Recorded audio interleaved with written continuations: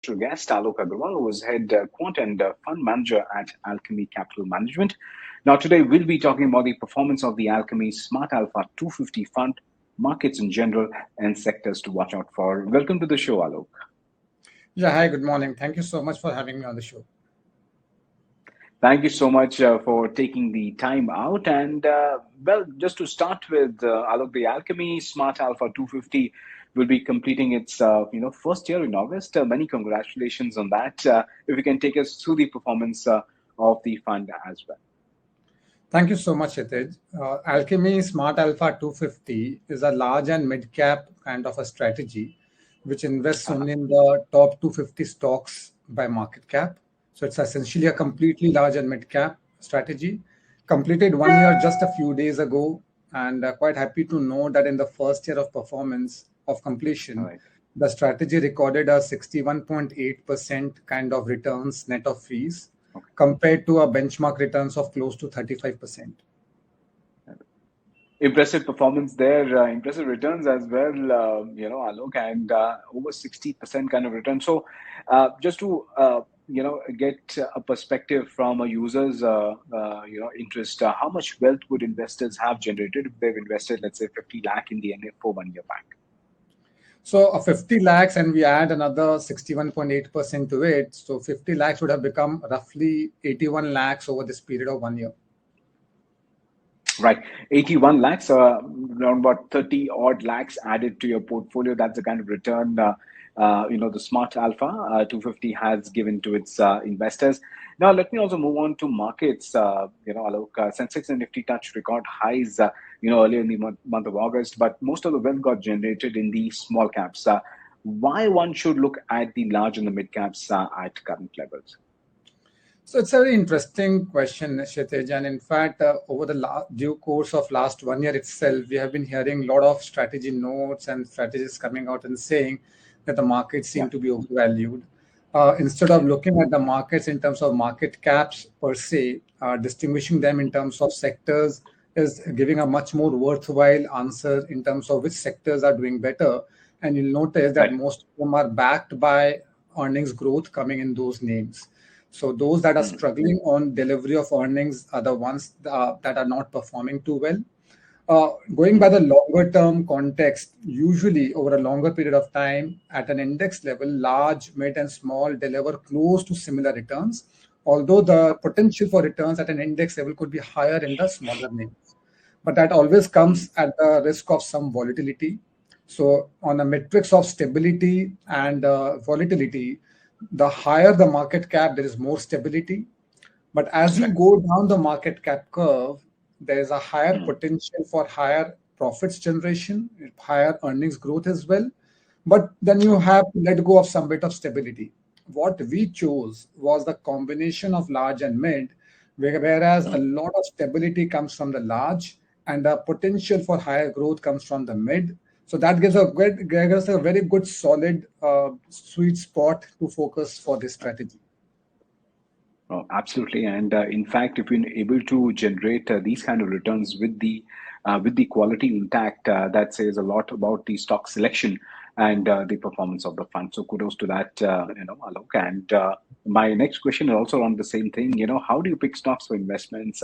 I think you also have the eQGP framework as well. If you can take us through that as well. So the genesis behind launching this strategy also, Kshitij, was that, our markets or any other markets, the equity markets are cyclical in nature. Most strategies, whether on any platform, generally focus on a particular style of investment. That style could be a growth style or a value style or a quality focus style, special situation, anything. Most of these styles are very logical styles. They give good results at the end of the investment cycle. But in order to have a great investment journey for the investor, what is required is consistent alpha. And that consistency of alpha can come when a strategy can adapt itself to the changing market conditions. So what I wanted to do was, let us adapt to the changing market conditions. How to do that? For that, we came to this framework of eQGP. If you focus on the last three alphabets, Q stands for quality, G stands for growth, P stands for price action. These are the three different lenses three different frameworks through which a particular company's strengths are evaluated. But in order to compare companies, you need an overall score. To have an Yeah. overall score, the simplest thing is to add the three scores, you get the overall strength of a company, or you take a simple average. That's a general method.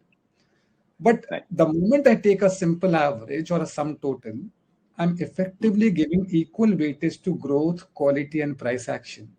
This is Right. the exact point that the strategy differs from anything else. The Mm. ideology here is that which factor, which lens is more important depends upon what kind of market we are operating in.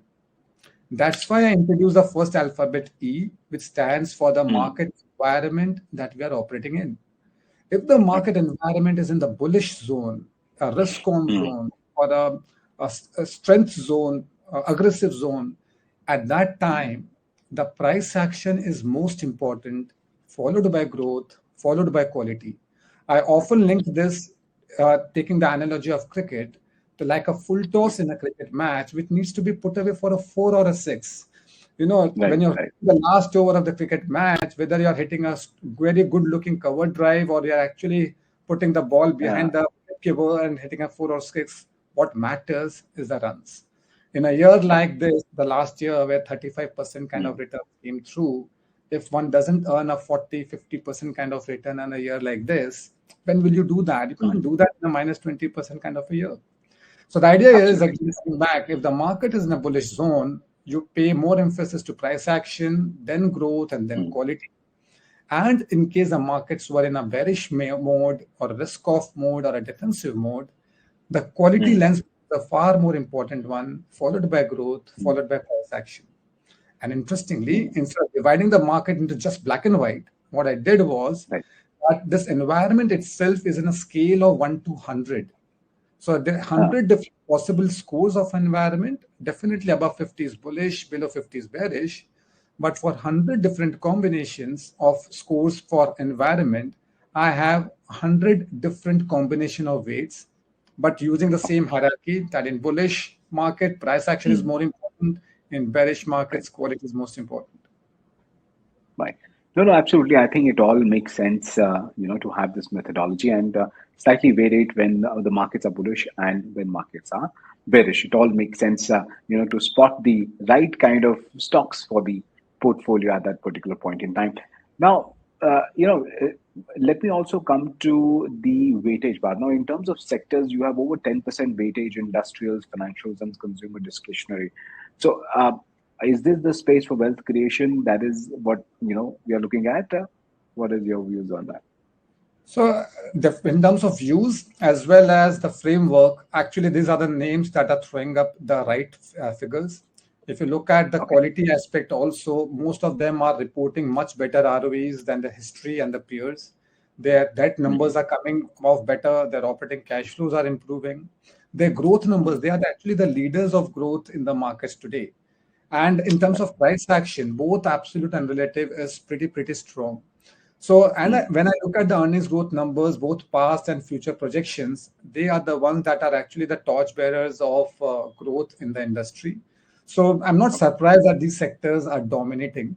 In fact, Mm. if I break it down further, within the industrials as well as the utilities, a lot of power related supply chain is there in the in the Right. holdings.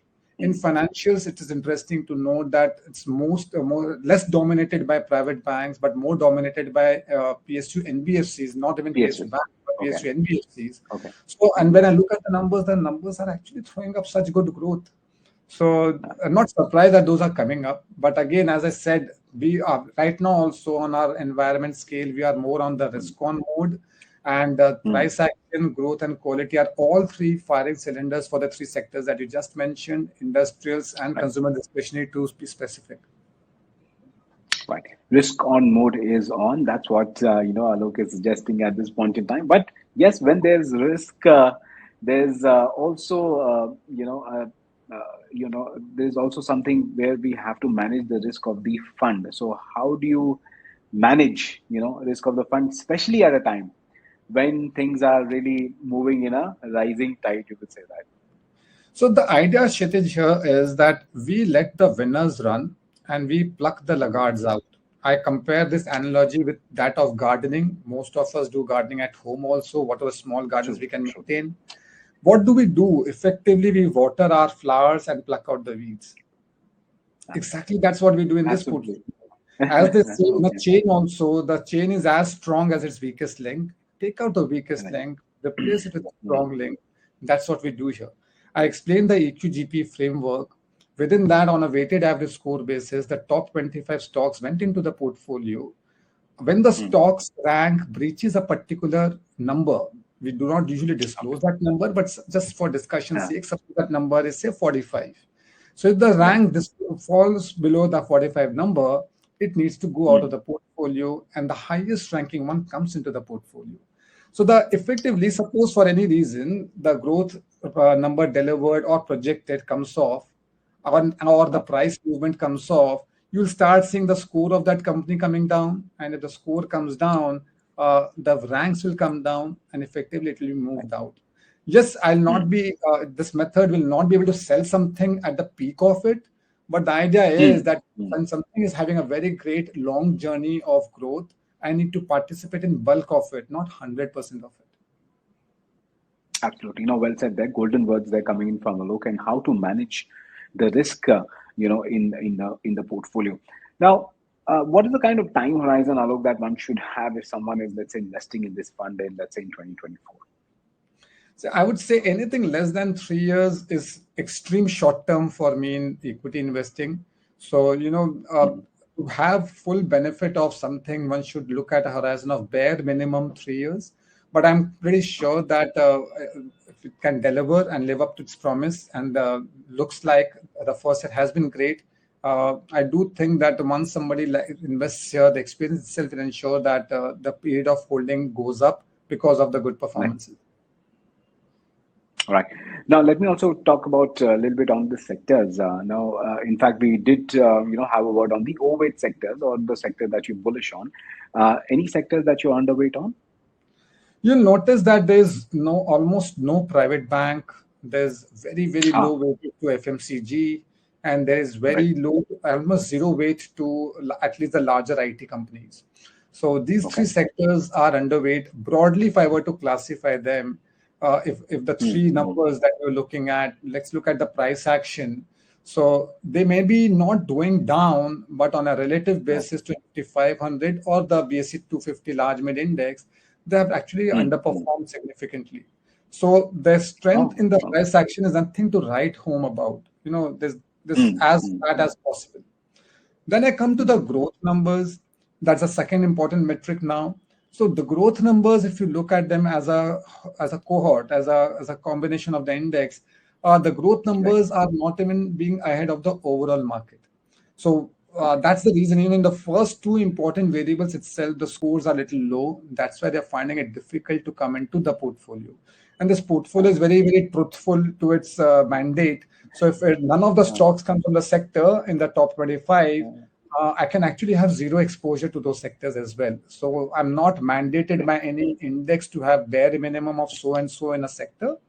But if Mm, they need mm. to earn their place in the portfolio, that's the idea. So if they Right. suppose in the coming quarters, if they start delivering good growth numbers and guiding for better numbers, who knows, their numbers will start coming up, and I would be more than happy to Mm. have that portfolio. No, actually, in fact, you did talk about the consumption or the FMCG, but this was one sector which you really talked about, especially after the budget, that consumption sector is likely to benefit the most.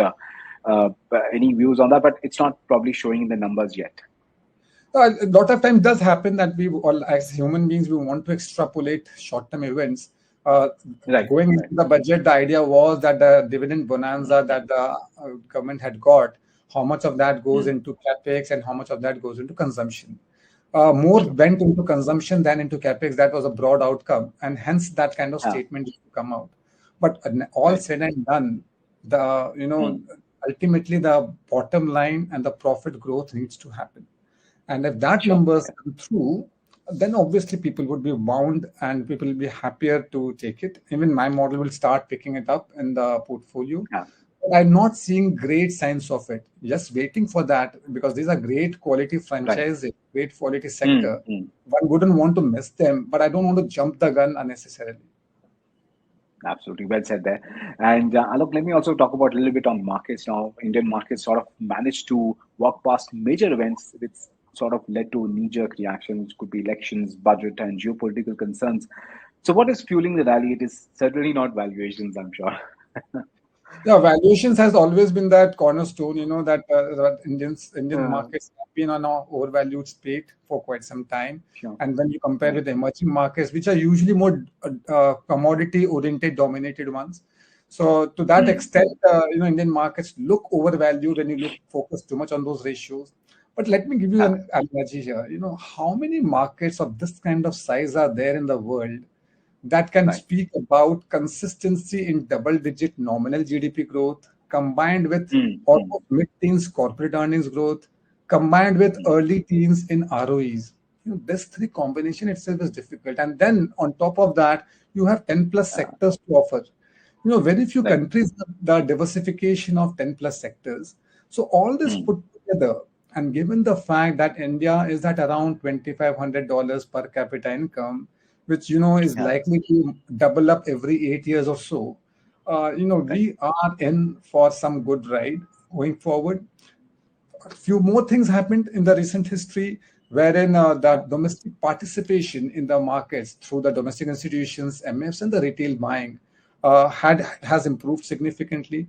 In India, the financial savings as a percentage of the Mm. household savings was quite low, and that Mm. number started to pick up. The success is seen, Right. and analogy wise, also when you start seeing your neighbor making money, you get that much more confidence that the markets do make money. So we are seeing this shift happening in the mindsets that it's not just FD and real estate, equity Right. markets for the long haul creates wealth.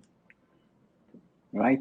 Equity is for the long haul. That's the word coming in from Alok. And on that bullish note, thank you so much for your time, Alok. And that's all now. But do stay logged on to ET Markets live stream for more on news, business, and economy.